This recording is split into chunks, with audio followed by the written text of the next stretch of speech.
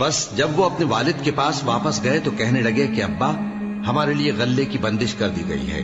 تو ہمارے ساتھ ہمارے بھائی کو بھیج دیجئے تاکہ ہم پھر غلہ لائیں اور ہم اس کے نگہبان ہیں۔ یعقوب نے کہا کہ میں اس کے بارے میں تمہارا اعتبار نہیں کرتا، مگر ویسا ہی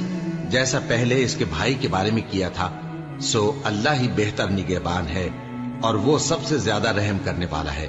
اور جب انہوں نے اپنا اسباب کھولا تو دیکھا کہ ان کا سرمایہ واپس کر دیا گیا ہے۔ کہنے لگے، ابا ہمیں اور کیا چاہیے؟